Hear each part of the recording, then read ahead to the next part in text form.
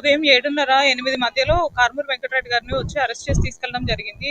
ఎలాంటి ఇన్ఫర్మేషన్ లేకుండా ఎప్పుడు కేసు అయింది, ఎప్పుడు ఇన్ఫార్మ్ చేస్తున్నారు, ఎప్పుడు విచారణకు పిలుస్తారు, అరెస్ట్ ఏంటి, ఇదంతా ప్రొసీజర్ కూడా ఒక 1 అవర్లో తీసుకొని వచ్చి ఇంటికి వచ్చేసి అంతా తీసుకొని వెళ్ళడం జరిగింది. మనిషిని మేము అడిగినా కూడా సరైన సమాధానం చెప్పలేదు.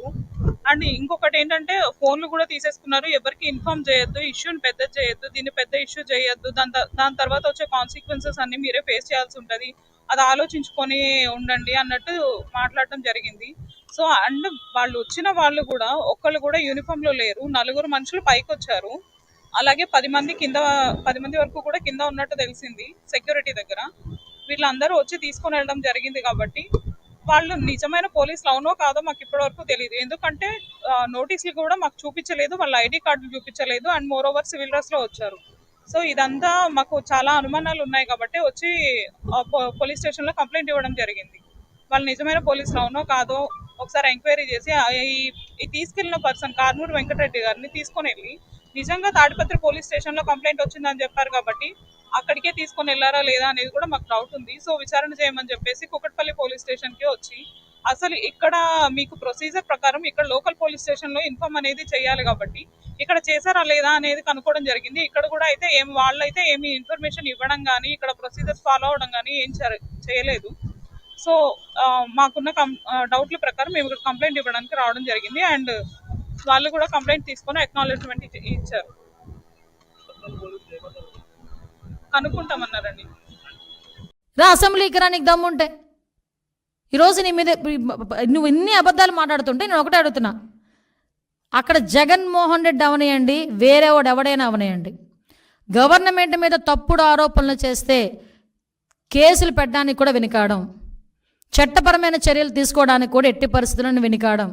ఎవడైనా సరే, అక్కడ జగన్మోహన్ రెడ్డి, పులివెందుల ఎమ్మెల్యే జగన్మోహన్ రెడ్డి ఉన్నాడా, సమ్ ఎక్స్ ఉన్నాడా మాకు అనవసరం. ఎందుకు ఒకటే చెప్తున్నా, RRR గారు ఉన్నారండి, రఘురామకృష్ణరాజు గారు, ఎందుకు ఆ రోజు నువ్వు తీసుకెళ్ళి కొట్టించి చంపించేద్దామని కూడా ఆలోచన చేసి రకరకాలైన విన్యాసాలు చేసి అతను తీసుకెళ్ళి అరెస్ట్ చేసావు? ఒక ఎంపీని, సిట్టింగ్ ఎంపీని. TV5 మూర్తి గారు ఉన్నారు, ఆయన మీద ఎందుకు రాజద్రోహం కేసు పెట్టావు? అసలు రాజద్రోహం కేసు అన్నదే లేదు.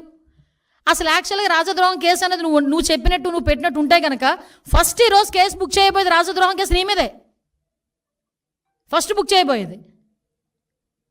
ఆ రోజు ప్రతి ఒక్కరి నోళ్ళు నొక్కి డిపార్ట్మెంట్ని తొత్తుల కింద వాడుకొని ఈరోజు తిరిగి చంద్రబాబు నాయుడు గారి మీద, ఎన్డీఏ కూటమి మీద బురద జల్లి నేను గవర్నర్ దగ్గరికి వెళ్తాను, గవర్నర్ గారి దగ్గరికి ఇవన్నీ కాదు నేను కొన్ని ఇస్తాను. నాగమ్మ హత్య కేసు గురించి ఏమైందో చెప్పు. నాగమ్మ ఫ్యామిలీ దగ్గరికి వెళ్ళగలిగావా?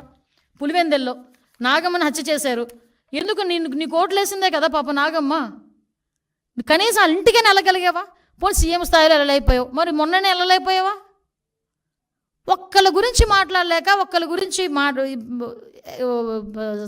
ఏంటది దానికి కనికరం చూపించకుండా, కన్సర్న్ చూపించకుండా ఈరోజు రాజకీయంగా ఏదో రకంగా బురద చల్దామని నోటికి వచ్చినట్టు మాట్లాడుతున్నాం. మేము ఒకటే చెప్తున్నా, ఈరోజు గాంజా విషయంలో మొన్న మన వినుకొండ ఇష్యూలో కూడా వాళ్ళ ఎక్స్ఎమ్మెల్యే చెప్పాడు గంజాయి మత్తులో చంపాడని. ఈరోజు జరుగుతున్న ప్రతి ఇన్సిడెంట్కి వెనకాతల గంజా అన్నది బేస్ అయిపోయింది. ఆ 5 సంవత్సరాల కాలంలో గంజాయిని అనకూడదు కానీ ఒక రాష్ట్ర పండుగ పండించారు వీళ్ళు. విపరీతంగా విచ్చలవిడితనం పెరిగిపోయింది. ఒకసారి మొన్న ఎప్పుడో బయటకు వచ్చి అంటాడు విషపు బీజాలు ఏదో సంథింగ్ విషపు బీజాలు నాటుతున్నారని ఏదో మాట్లాడాడు. అరే ఆల్రెడీ నువ్వు నాటేసావు విషపు బీజాలు. 5 సంవత్సరాలకి 5 సంవత్సరాల ముందే నువ్వు నాటేసావు విషపు బీజాలు లాస్ట్ 5 ఇయర్స్లో. దాని తాలూకు అవశేషాలు ఇప్పుడు కొన్ని బయటపడుతున్నాయి. వాటిని ప్రక్షాళన చేసుకోవాల్సిన బాధ్యత మా మీద ఉంది. డిపార్ట్మెంట్ కూడా ప్రస్తుతం వరకు ఏమైపోయిందంటే, ఇంతవరకు డిపార్ట్మెంట్ కూడా కొంతమంది ఇప్పటికీ పరదాలు కట్టడానికి బారికేడ్లు వేయడం పరిస్థితి అయిపోయింది. అది కాదు, వాళ్ళు కూడా రంగంలో దిగుతున్నారు డిపార్ట్మెంట్ వాళ్ళందరూ. ఎస్పీల గురించి ఎంత ధైర్యం ఉంటే ఎస్పీల గురించి పేర్లు పెట్టి మాట్లాడతాడండి. ఆవిడ రెడ్డెడ్ మంచోడట, తర్వాత వచ్చిన శ్రీనివాస్ మంచోడు కాదంట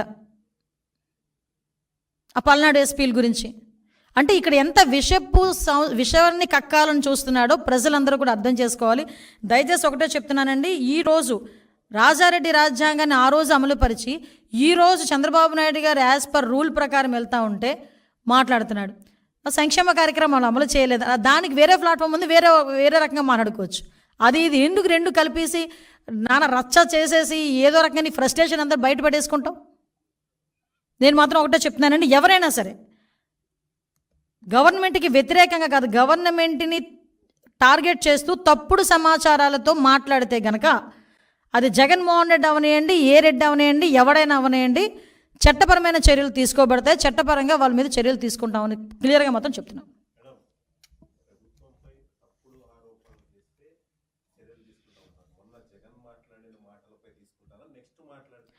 మొన్న జగన్మోహన్ రెడ్డి మాటలపై ఎందుకు కూడా తీసుకుంటాం, ఎందుకు తీసుకోకూడదు?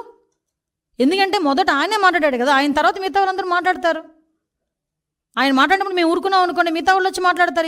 మేము ఎందుకు ఆ ఛాన్స్ ఇవ్వాలి? మేము తప్పు చేస్తే మీరు అన్నట్టు మేము మాట్లాడకుండా ఊరుకోవచ్చు. మేము తప్పు చేయలే, ఇక్కడ తప్పు జరగల. నోటుకొచ్చినట్టు 1000, 2000, 400, 460 అని చెప్పి నోటుకొచ్చిన అంకెలు చెప్పేసి ఏది పడుతుంది మాట్లాడేస్తే ఎవరు ఊరుకుంటారు? ఊరుకోవాల్సిన అవసరం లేదు కదా.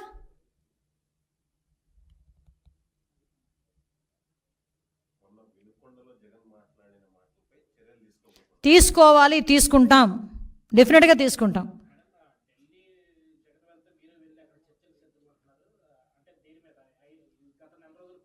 కాదండి, లాస్ట్ 5 years గురించి కూడా మాట్లాడాలి కదా. నేను ఏమంటానంటే ఇది 45 రోజుల విషయం గురించి మాట్లాడుతున్నావు. బాబాయ్ హత్య కేసు నుంచి కోడికత్తి శ్రేణి దగ్గర నుంచి మొదలు పెట్టుకుందాం. అంతకుముందు నుంచి నీ తాలూకా నేర చరిత్ర అంతా తీయట్లే, సంతోషించు. నీ తాలూకా నేర చరిత్ర అప్పటి నుంచి తీసుంటే కనుక గ్రంథాలు అవుతాయి. నేను రెడీ అనే దేనికి నేను భయపడాలి? యాజ్ పర్ రూల్ ఈ రోజు వరకు ఎక్కడైనా చైల్డ్ అబ్యూజింగ్ జరిగిన చోట కానీ, హత్యలు జరిగిన చోట కానీ ప్రతి దగ్గర కూడా వెంటనే ఇమ్మీడియట్గా అరెస్టులు చేసి రిమాండ్కి పంపించారు. పోక్సో యాక్ట్ సంబంధించి ప్రత్యేక కోర్టులు చిన్నపిల్లల మీద జరిగిన అఘాయిత్యాల మీద ప్రత్యేక కోర్టులు ఏర్పాటు చేస్తామని సాక్షాత్తు మన సీఎం గారు బయటకు చెప్పారు. దీని మీద ఎంత ధైర్యం ఉంటే ఈరోజు ఒక సీఎం గారు ఈరోజు వైట్ పేపర్ రిలీజ్ చేయాలండి? లా అండ్ ఆర్డర్ విషయంలో మేము తప్పు చేయలేదు కాబట్టి లాస్ట్ గవర్నమెంట్లో జరిగిన సిచ్యువేషన్స్ అన్నింటిని ఎక్స్ప్లెయిన్ చేయాలి. ఈరోజు బీసీలు కేవలం 300 మందిని హత్య చేశారు. దాని గురించి వస్తాడు కనుక్కోండి ఒకసారి. ఎస్సీలను ఎంతమందిని ఇబ్బంది పెట్టాడు, బీసీలను ఎంతమందిని ఇబ్బంది పెట్టాడు. ఒక ఆడపిల్ల అరే మా అక్కని ఏడిపించొద్దని చెప్పిన పాపానికి కిరోసిన్ పేసి తగిలెట్టేశాడే. పేరుచేరలోని ఇదే వైఎస్ఆర్సీపీ నాయకుడు ఒక మైనర్ బాలికని వ్యభిచార కూపంలోకి పంపించాడు. 6 నెలల తర్వాత ఆ పిల్ల ఇంటికి చేరే అలోలక్షణం ఏడిస్తే ఇవి ఆ రోజు అప్పటి వరకు కూడా చర్యలు లేవు. ఒకరిని కూడా అరెస్ట్ చేయలేదు. ఇలాంటివి సంఘటనలు చాలా ఉన్నాయి. మేము చెప్పాలంటే ఎక్కడ కూడా ఏమీ దొరకట్లేదని ఒక్క వినుకొండ ఇష్యూని చేతిలో పట్టుకొని ఏదో రాద్ధాంతం చేయడానికని చూసి అక్కడేమో కన్ఫ్యూజన్ క్రియేట్ చేస్తున్నాడు. వాళ్ళతో ఫోటోలు ఉన్నాయి, వీళ్ళతో ఫోటోలు ఉన్నాయని. నేను చూపించిన లాస్ట్ 5 సంవత్సరాల్లోని జరిగిన ప్రతి క్రైమ్లోని కూడా జగన్మోహన్ రెడ్డితో ఒక ఫోటో ఉంటుంది వాళ్ళది. ప్రతి క్రైమ్లోని జగన్మోహన్ రెడ్డిని అరెస్ట్ చేయాలి అతను చెప్పినట్టు కనుక చేస్తే. ముఖ్యంగా వివేకానంద రెడ్డి హత్య కేసులో చేయాలి ఆయన్ని కూడా.